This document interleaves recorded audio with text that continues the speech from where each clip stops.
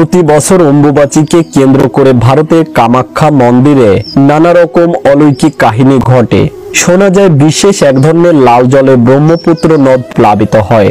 এছাড়া অম্বুবাচীর 7 দিন কামরূপ কামাখ্যা মন্দির তন্ত্রমন্ত্রের আঁতুড়ঘরে পরিণত হয়।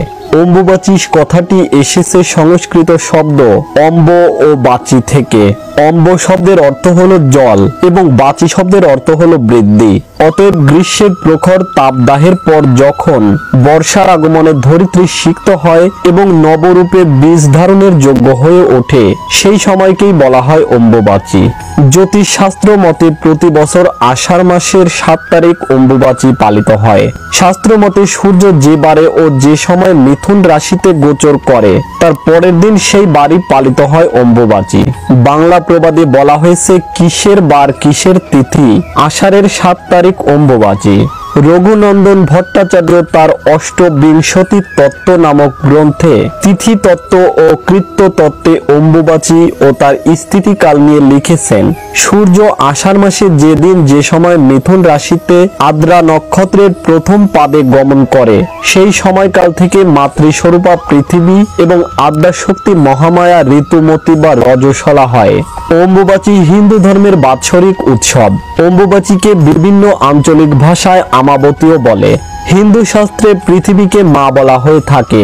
বেদেও একই রকম ভাবে তাকে মা রূপে বর্ণনা করা হয়েছে।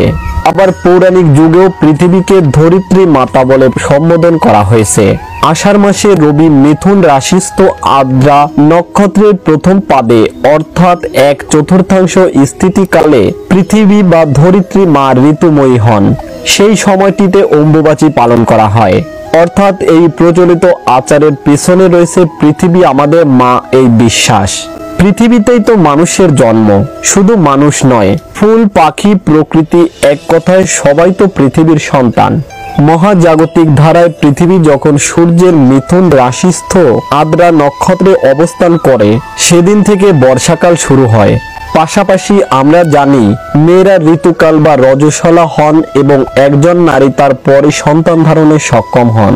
ঠিক তেমনি প্রতি বছর অম্বুবাচীর এই 3 দিনকে পৃথিবীর ঋতুকাল হিসেবে ধরা হয়। ধর্মীয় আচার হলেও এর সঙ্গে প্রাচীন কৃষি ব্যবস্থা জড়িয়ে থাকায় এটির একটি সামাজিক প্রভাবও রয়েছে।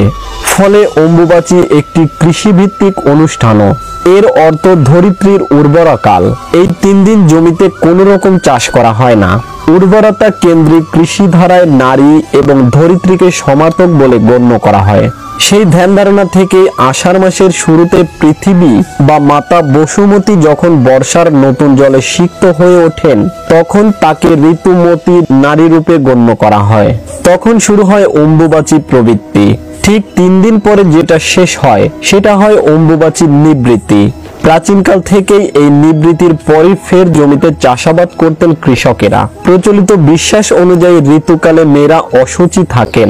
একইভাবে পৃথিবীও এই অম্বুবাচী বা আমাবতীর 3 দিন অশুচি থাকেন বলে ধরে নিয়ে চাষিরা আর মাঠে যান না। এখনো বিভিন্ন জায়গায় এই নিয়ম মেনে চলা হয়।